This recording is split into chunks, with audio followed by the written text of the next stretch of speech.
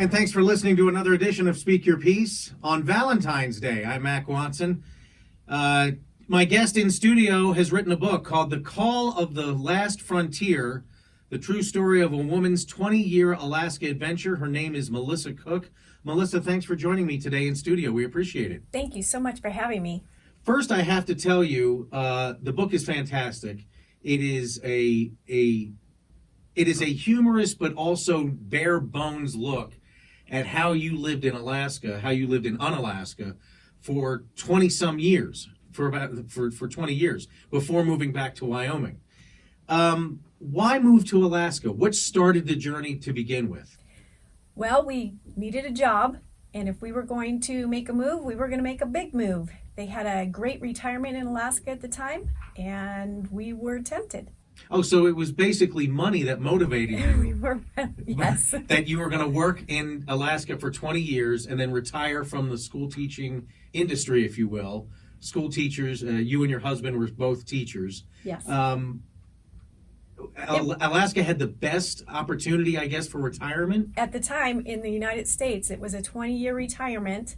And at the time that we went up there, we actually thought it was 8 years, which it was, if to vest and get a check when you were 62 or whatever. Mm-hmm. But if you wanted to get a check the day you left, you had to stay 20.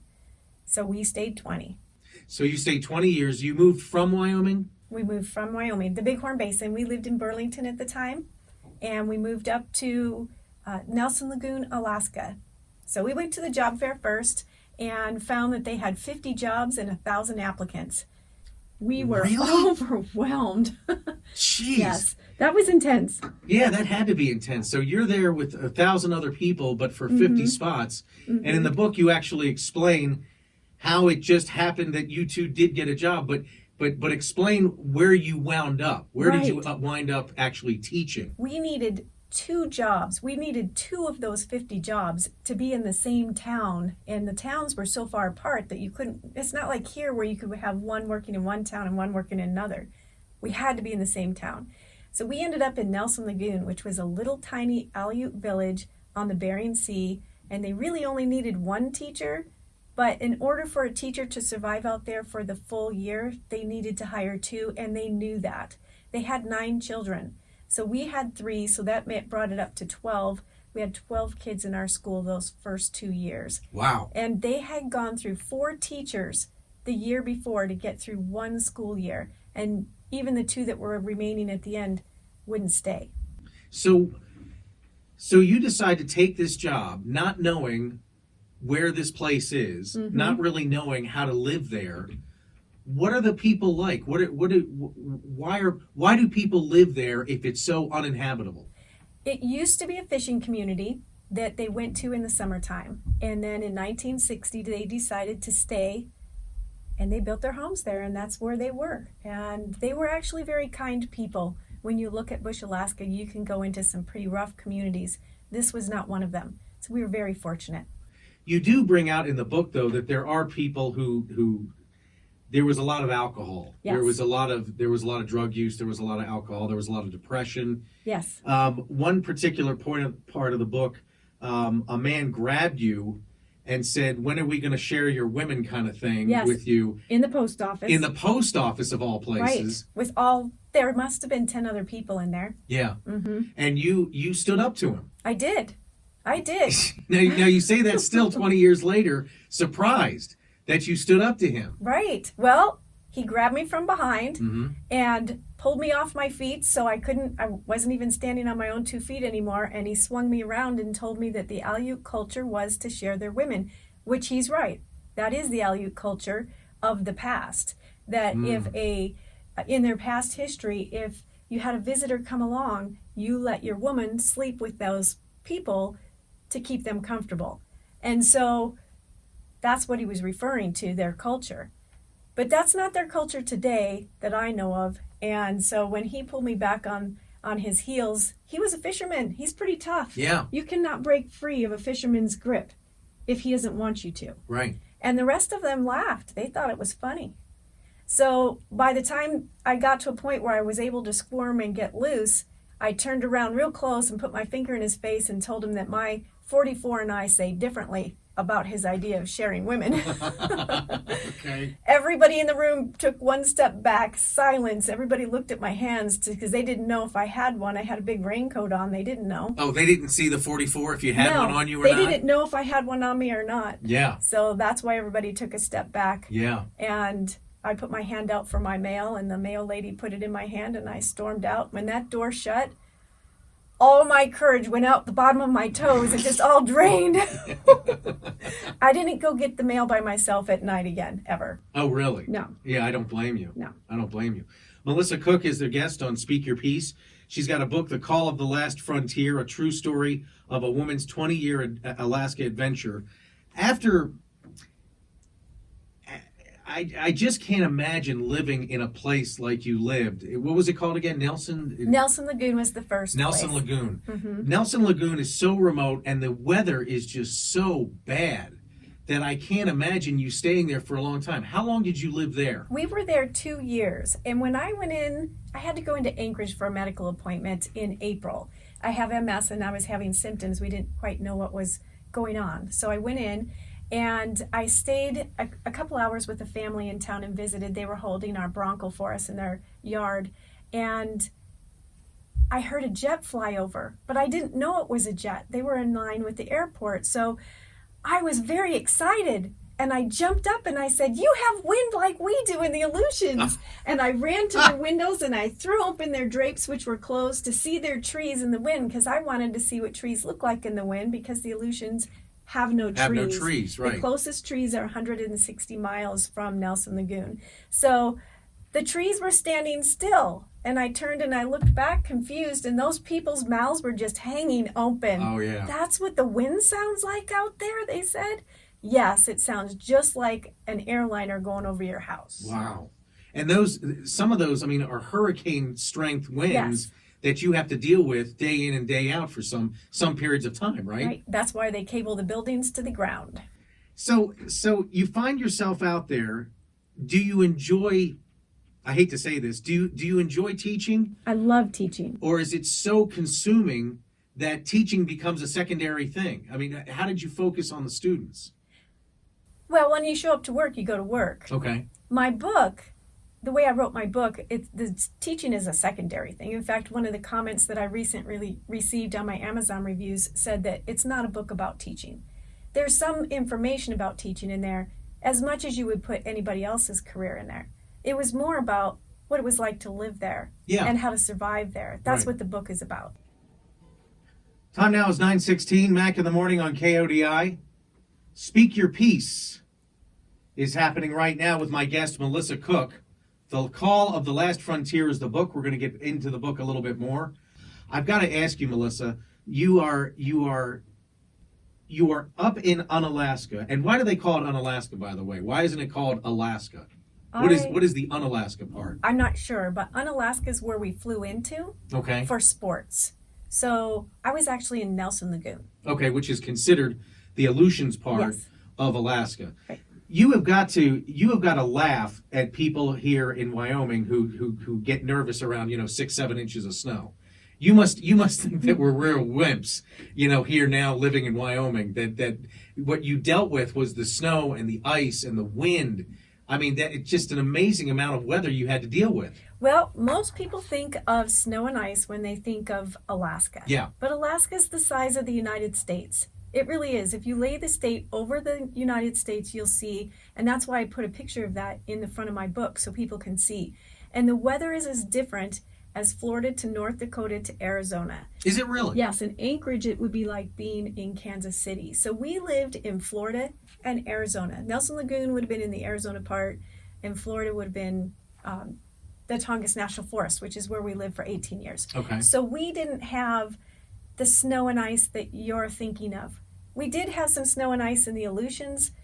We had a 10-foot ice shelf build up on the Bering Sea, and so that was interesting.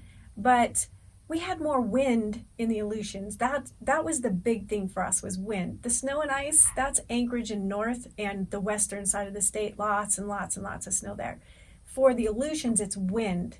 Hurricane strength wind is a regular thing. The village was always clean because everything blew away. And my husband once said to me when we got up in the morning, hey, when you run home for lunch, would you check to see what hit the house last night? It was a 55-gallon barrel that flew into our house. So that's why we didn't let the kids go outside for recess, because 55-gallon barrels flew through town. So yeah, the wind was the big thing in the Aleutians, not so much the snow. We never had really, really deep snow there. And in the Tongass National Forest, we literally measured rain in feet. I'm not kidding, feet. If you go downtown Ketchikan, you'll see their little fish marker that goes up for the rain, and it's way up there, stories, they get a lot of rain. They get more rain than Prince of Wales, and we got a lot of rain. Yeah. And you were there 18 years? We were. Okay, what made you move from Nelson to what was it called? Prince of Wales? Prince of Wales. So after the 2 years, which we made 2 years in a town where they couldn't keep anybody more than 6 months. So that was a big trial, staying 2 years. We decided that enough was enough. We needed to get our kids into a bigger community. We needed medical services. We definitely needed a grocery store. We needed people. So we went to a second job fair. And we went to that second job fair with 5 districts in mind. We wanted Fairbanks, Kodiak, Cordova, Valdez, and one other one. So we had bigger towns in mind, but they weren't hiring for those towns. So we didn't end up there. We ended up in a little tiny town called Craig, Alaska on Prince of Wales Island, but it had a grocery store, which was my number 1, and they had medical available. That was our number 2. So they had the minimum. That's where we ended up. Yeah, and that was for 18 years. Right, and at that job fair, there were 50 jobs for 1,500 applicants. Jeez. And we needed 2. Right. So we went home from the job fair with no job. And we waited a couple of months, but we were not going to take the jobs that were being offered to us. We were holding out. We wanted a better life for our kids. When did you ever think to yourself, this can't work? Yes. I mean, did you ever, so it did enter your mind, we're going to move back to Wyoming, or we're going to move back to the lower 48 at some point. How many times did that happen? We moved back once.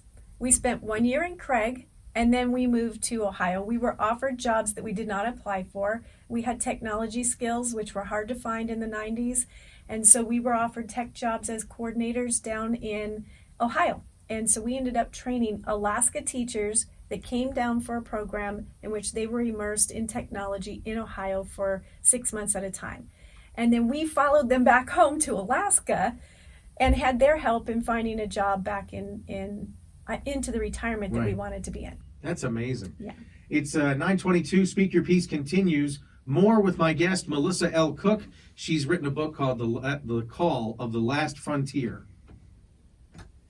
Time now is 9:24. Speak Your Piece continues with my guest, Melissa Cook. Melissa Cook has written a book, The Call of the Last Frontier, the true story of a woman's 20-year Alaska adventure.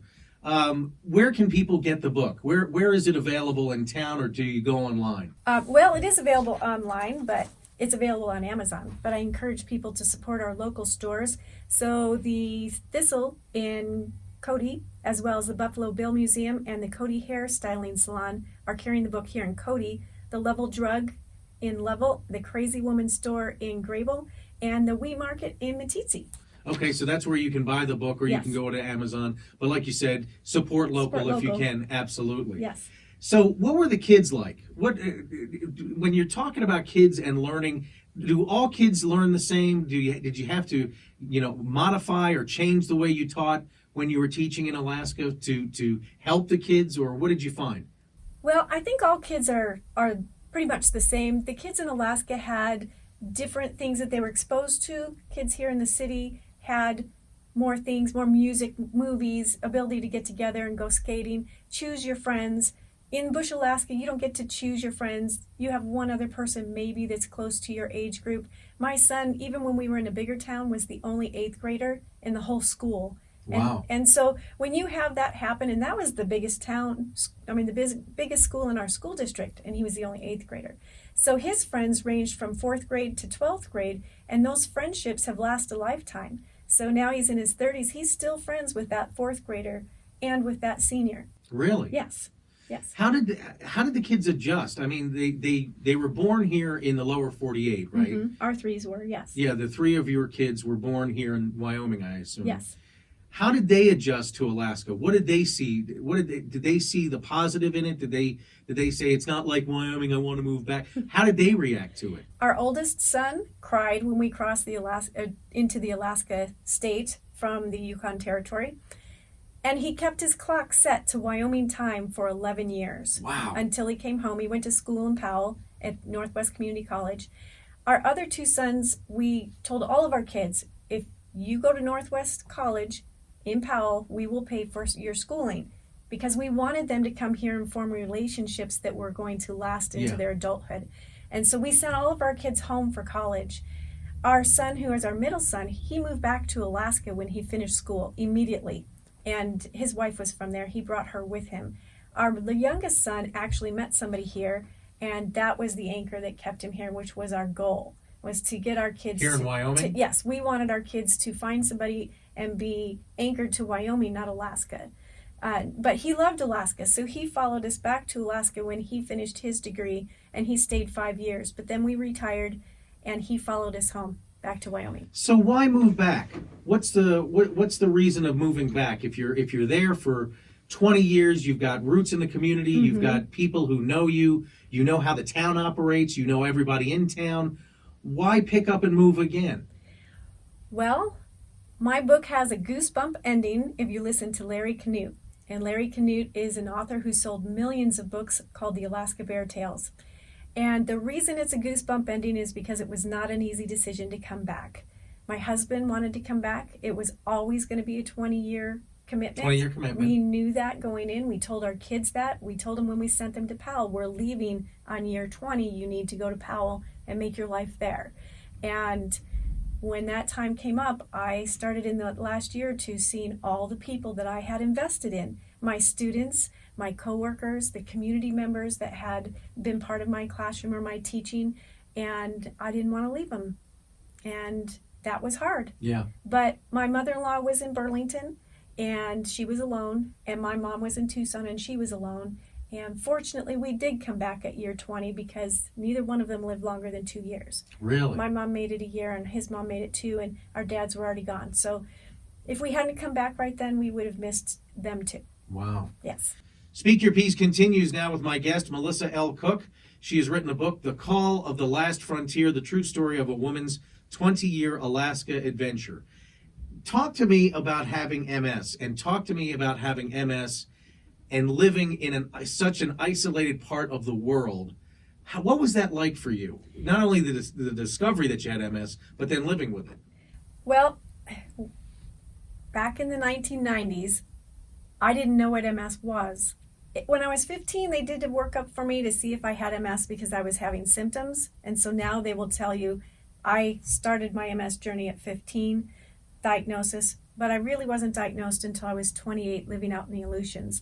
And so I'd heard it once before, didn't really know what it was. We didn't have great internet. They didn't have medical sites to be able to look it up. I really didn't know what it was. So when they said they thought it was MS, they didn't know yet either.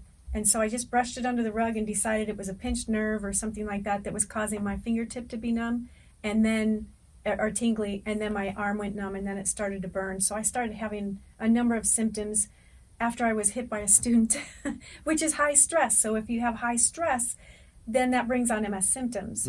And so once we found out that it really was MS, it was pretty devastating. And for that first year, you don't know what kind of MS you're going to have, and neither do they. So they can't say, you're going to have progressive MS, and it's going to go downhill from here, and you'll be in a wheelchair, and life is going to really be rough. They can't say that it's that, or that you're going to be one of the 10% that only have the one attack and never have another one. So the people in the middle have relapsing remitting for about 10 years, and then if you're not taking medication, you will go into the progressive kind. So I went 4 or 5 years with no medicine because at the time that they said you have MS, they didn't really have any good options. By the time I had to have something, around 2000, 2001, I had vision problems for almost a year. I went in again, and that's when we started shots, which I'm needle phobic, and that was very hard for me. And the medicine was really tough. it just knocked me over for days at a time where I was in so much pain and I was totally non-functioning. So I was very joyous when they came out with a pill. Yeah, I bet. And the first pill was tough on me. It destroyed my lungs. The second pill has actually changed my life. So every year I'm doing better. And it turns out that medication they think is actually a key to better treatments for MS in the future, the one that I'm on. So is it an experimental medication It or isn't. no? It's not. No. That is amazing. Right. Melissa Cook is my guest on Speak Your Piece, The Call of the Last Frontier. So tell me why you wrote the book. Why exactly did you write this book? Was it something to remember? Was it because it gnawed at you? Or do you just like being an author? You just like writing? I wrote the book because I watched a lot of TV shows and I knew that they were set up. Alaskans love to watch TV shows about Alaska. Yeah. Because it's such a big state, we're not experiencing the whole state. We're experiencing one little piece of that state. So we get to see what everybody else is doing by watching those shows, just like you down here. And I knew based on the shows that were filmed in my area, like the Gold Rush and Port Protection were filmed there on the edge. Those were filmed in my area of the state. In fact, I know some of the people on those shows. I knew they were set up, and I wanted my book to be true. So I knew when I flew into Nelson Lagoon that I would probably write a book, but what motivated me to get it done was the TV shows. And I was really excited last night when I read one of my reviews on Amazon written by a coworker that I worked with back in 1997. She said, Melissa Cook gives a true account to our lives here on Prince of Wales Island.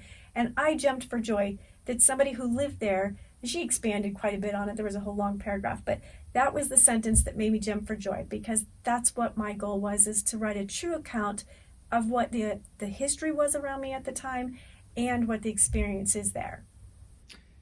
What do you think is the biggest misconception about Alaska that people have down here? That it's all snow and ice and tundra and a bunch of Inuits, and that's it, or that it doesn't have the wide range? Because you said it's as big as the United States, so they have different climates, different things. But when I think of Alaska, all I think of is snow and ice and deadliest catch. Right. I think of fishing. One of the biggest misconceptions is, I'm moving to Alaska. What should I do? Can I find a job? And when you say, I'm moving to Alaska, that'd be like saying you're moving to the United States. Where are you moving to Alaska? And what are you expecting? Because if you think you're moving to Dillingham versus Anchorage versus Craig on Prince of Wales Island, those are all very different experiences, different markets for jobs, and different types of people that you're going to live with. So I think the biggest misconception that people have is they watch these TV shows and they get the idea that they're all in one little town, like right. Cody. All these things are happening in Cody. I'm moving to Cody. When they think they're moving to Alaska. No, this is a big state, and there are a lot of places in Alaska, and not all of them are good. Time now is 9:50. Speak Your Piece continues with my guest, Melissa Cook. She is an author of a book called The Call of the Last Frontier, the true story of a woman's 20-year Alaska adventure. So you're working on the audio part of your book now. You're working on reading the book to a wider audience. How's that going? Slow. Is it slow and tough? It's slow. So I'm in my closet recording an audiobook of my book. And I've discovered that when you do an audiobook, it's an art form. Just as much as writing a book or doing a painting, getting those words out exactly the way you want them to be said. I'm not a real good reader out loud. So for me, it's been one paragraph, sometimes one sentence at a time, to nail it the way I want my readers to hear it. Yeah. Yeah. Yeah. And are you getting coaching at all? Or No. You're doing it yourself, by yourself. I got a little bit of coaching from Aaron Linsdau, who endorsed my book. He is also an author. He was the guy that holds the record for going to the South Pole. He soloed down to the South Pole by himself, and then he endorsed my book. But he was also a publisher who wanted to publish my book, and then helped me when I decided to do my own. And this is what he had to say about my book. He said, "This book helped me live adventures I'll never have but desperately want."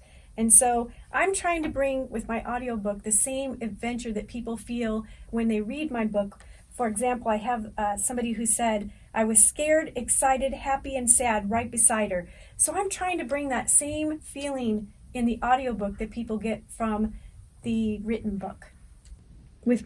And how's that? I mean, how's that going? Like how many pages or how many paragraphs do you do a day? That's got to be tough. 4 chapters a day. 4 chapters. Okay. 4 chapters. It takes me about 6 hours to do 4 chapters. I have 74 in my book, and my book is 325 pages. So, yeah, every chapter isn't very long. Right. It just takes me a while. Right. It just takes you a while. And then what ultimately do you want to do with the book? Do you want to put it out on The audiobook. An audiobook? Yes. Okay. Yes. It's going to be an audiobook. Right now, the book is available in ebook, paperback, large print, hardback, and it's going to be available in audiobook. Oh, that's great. Yes. That's great. Yes. Do you have the list of local places that are selling the book? Can you Yes. go over that again? Yes. So in Cody, it's the Thistle, the Buffalo Bill Museum, the Cody Hair Salon, and then hairstyling salon, and then in Level it's the Level Drug, Grable it's the Crazy Woman Store, and Matitzi it's the Wee Market. And then you can also find me online. So every Thursday I write a post because my book is 97,000 words, but it actually had 30,000 more. And Aaron Linsdau told me, you got to cut that down. It's way too long. So I cut it down, and he still wanted me to cut 7,000 more, but I didn't. I got it to 97. So that gives me a lot of content left. So I have a Facebook group called Alaska Bush Life group where people can post pictures or comments that I post a new story every Thursday. And then on all the other Alaska, like 12 other blog posts that I put out on other people's pages, I put that story, and it has a picture and a story that's not in the book. And then you can also find me on Facebook and Instagram. And then you can find us on YouTube. We are the Wyoming Jeepers now. Oh, yeah, you've got that going on, too. What is that exactly? To have that kind of energy in our life for 20 years and then come here, we needed to find it here. So what we do is we Jeep, and we Jeep the back roads with my brother and sister-in-law, Dan and Elaine Flores, and we go out and we film what people can't see when they drive through on 14, 16, 20 from Grable to Cody. You can't see what's in the Badlands there. You can't see what's up in Sunlight Basin. You can't see the Bighorn Mountains down the Paint Rock roads or out to the Tongue River Flume, which was our last video that we put out. So we put out 30-minute videos using a drone, filming our Jeeps, and it says Wyoming Jeepers, but it's got some Jeeping in it, but really what it is humor and scenery, because I believe that life is short and you need to laugh. Yeah. So we have humor in just about all of our shows. There's a couple we didn't quite get it all in. So it's narrated? Some of it's narrated, mostly by me, sometimes by my husband, but it's just a story. So in the video, people are talking. Oh, okay. Yeah, it's sceneries. So during the And where can we go to see that? On YouTube? YouTube, Wyoming Jeepers, and then we're also on Twitter, Instagram, and Facebook. As Wyoming Jeepers as well? As Wyoming Jeepers, so you can go out and it will tell you when a new show has come out. That's great. But hit our like button and subscribe, and then you'll know. That's great. Melissa Cook is my guest on Speak Your Piece. If I want to write a book, what is the number one thing I have to remember? As an author, what is the number one thing I have to remember if I want to write a book? You need to remember your reader. Who are you writing it for? I get asked a lot of times, people want to, I have a story. Everybody has a story. But if you start your story as a biography from the time you're a little kid till the time of, wherever you're writing your story, that's a very long story and most people aren't going to be interested in it. You're probably more looking toward a memoir, something specific you did in your life. Like I went to Alaska for 20 years. I didn't really talk about my childhood. I didn't talk about the 2 years I spent in Montana in a situation very much like Nelson Lagoon. That's not in there except in one interview question. I focused on my 20-year goal of getting through Alaska for 20 years. So what is it that's your theme in your life that you did? That's what your book would be about. That's what the book should be about. And you need to focus on your reader. I wanted my readers to laugh. Humor is important to me, and so is truth. So my book was going to be true, and it was going to have funny parts in it. Also has parts where you hang onto your seat and you don't know if that bear's going to get me or not. Right. I'm not going to tell you if I was ever attacked by a bear. You have to read it. Well, if you were attacked by a bear, you obviously survived because you're here. Right. That's great. That's great. My guest is Melissa Cook. She's got a book called The Call of the Last Frontier, the true story of a woman's 20-year Alaska adventure. What do you miss most about Alaska? The dock. Now, what's the dock? The dock. The dock is where the boats come in. So our dock in Thorn Bay, the airplanes came in to pick you up and take you out for your bush flights. They flew in and landed on the water, and the fishing boats came in. I used to wander the dock at night because I had insomnia, so I would be out on the dock in the middle of the night taking pictures. It was beautiful. I would be out there during snowstorms. Sounds dangerous. Just beautiful. It would be if we lived in a bigger town, but this was a little tiny town. I see. So, yeah. Melissa, it's been a pleasure. Thank you so much, and thanks for giving me a copy of the book. I really enjoyed it. Stay in touch, and good luck to you. Thanks so much. Thank you so much for having me. You're welcome. That'll do it for Speak Your Piece. I'll have more coming up next.